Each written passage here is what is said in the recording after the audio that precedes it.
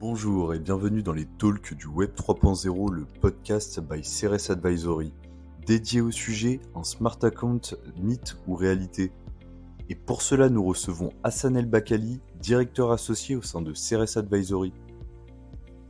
Donc bonjour Hassan, qu'est-ce qu'un smart account? Bonjour Lancelot. Donc un smart account, dans le sens d'un compte bancaire intelligent, est la représentation sur une blockchain d'un compte de dépôt ou d'un compte d'épargne, mais de manière décentralisée. Ce smart account va donc bénéficier de la transparence de la blockchain, de la sécurité accrue d'un registre de données distribué, tout en restant sous le contrôle de son propriétaire. De plus, l'usage du smart contract va permettre d'automatiser son utilisation au quotidien, tout en assurant à ce dernier un contrôle précis par son propriétaire. Par exemple, un utilisateur pourra décider que son dépôt ne pourra pas être engagé dans des procédures de développement d'entreprise autres que celles qui sont solidaires ou RSE. Enfin, on peut élargir le concept à l'ensemble des produits traditionnels du secteur bancaire, comme les dépôts à terme, les crédits immobiliers, les crédits à la consommation, et très rapidement, se rapprocher des services offerts par la finance décentralisée, aussi appelée DeFi. Enfin, la tokenisation permet de traduire aussi les actions et obligations en jetons numériques, augmentant ainsi la transparence, la transférabilité et la sécurité. Peux-tu nous en dire plus sur la crise de confiance dans le secteur bancaire? Il est vrai que le secteur bancaire est régulièrement soumis à des crises de confiance, et bien qu'il se soit toujours remis de ces dernières, les consommateurs sont en quête de solutions qui leur permettraient de se passer de ces acteurs traditionnels. Loin de la vision antagoniste entre la décentralisation et le banquier, il y a au contraire une histoire intéressante à écrire afin de rapprocher le banquier de ces technologies, et ce, afin de gagner en transparence et en sécurité, tout en permettant à l'utilisateur une meilleure autonomie et contrôle sur ses fonds et dépôts.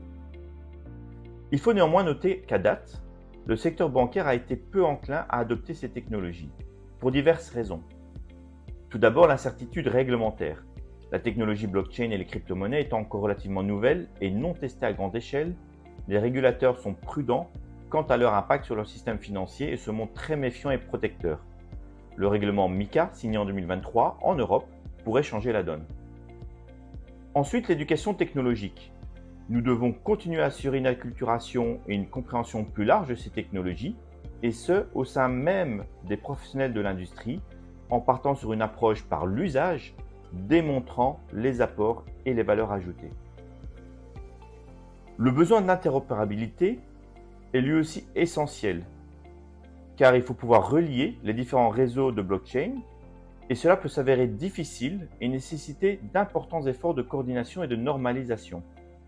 Bien que des solutions soient désormais disponibles, par exemple le protocole de communication interblockchain du Cosmos, ces derniers ne sont pas encore largement déployés.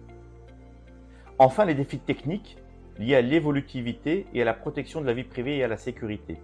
Les réseaux blockchain actuels ont des limites en termes de nombre de transactions qu'ils peuvent traiter par seconde, et la nature publique de la blockchain peut soulever des inquiétudes quant à la protection de la vie privée des données sensibles.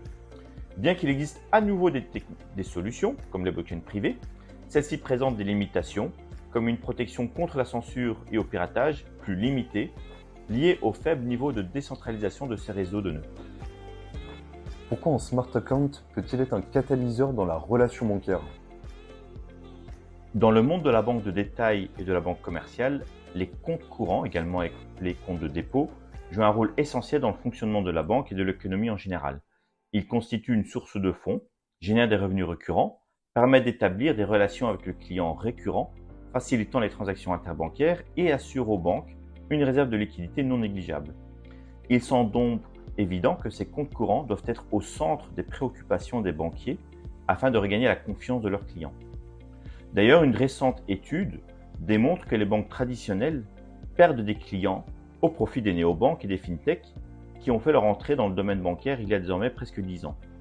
En 2022, c'est ainsi près de 68 millions de consommateurs américains qui ont déclaré avoir un compte bancaire auprès de ces acteurs, dont la moitié d'entre eux utilisent ces solutions en tant que banque principale. Il n'est donc pas surprenant de voir une telle bataille autour de ce produit, car il est au centre de la relation client et constitue un gigantesque réservoir de données clients qualifiées. par exemple via les transactions de paiement par carte bancaire. Quant aux clients, ils choisissent les néobanques et les fintechs pour obtenir un accès plus facile à leurs comptes, des solutions de paiement instantanées, pour accéder à des frais de gestion réduits, et aussi pour gérer leurs données en temps réel et en autonomie. S'il y a bien une chose sur laquelle la blockchain est excellente, c'est justement pour sécuriser ces opérations, améliorer l'expérience du paiement et permettre une gestion transparente des données et des transactions.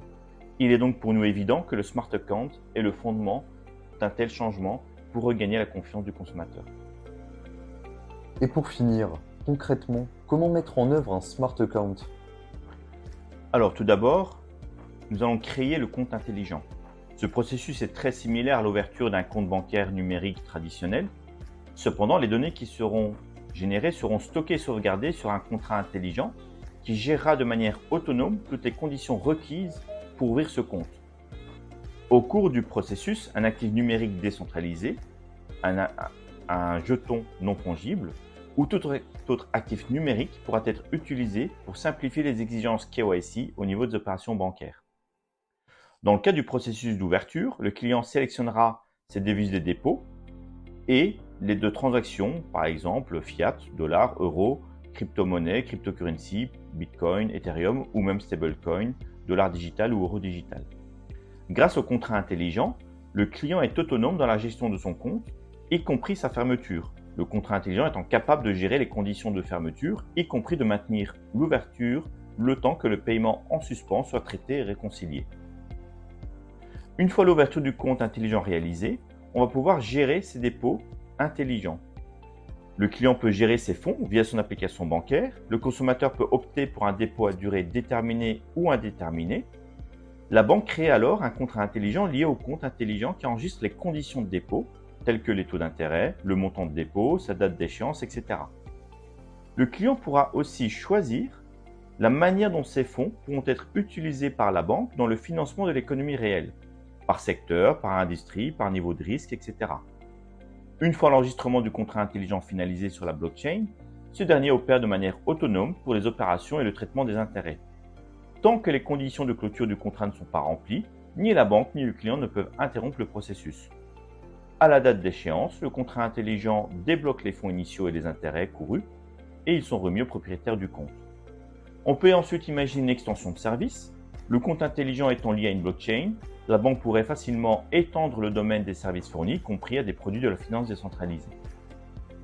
Bien que ce ne soit pas l'objet de cette discussion, on peut imaginer aussi qu'un banquier pourrait fournir des services à valeur ajoutée aux consommateurs, comme par exemple le staking, ou in fine présenter pour la banque des sources de revenus complémentaires. D'ailleurs, il existe des centaines de solutions déjà en place pouvant être facilement connectées à un compte intelligent basé sur une blockchain. Merci beaucoup Hassan d'être venu sur ce podcast. Merci beaucoup à toi Lancelot de m'avoir accueilli et puis ravi d'avoir pu partager et échanger avec toi sur cette thématique d'actualité. Avec grand plaisir. Merci également à vous de nous avoir écoutés. Si vous souhaitez en savoir davantage sur Ceres Advisory et ses solutions d'accompagnement, rendez-vous sur ceresadvisory.io. Merci et à très vite pour un prochain podcast.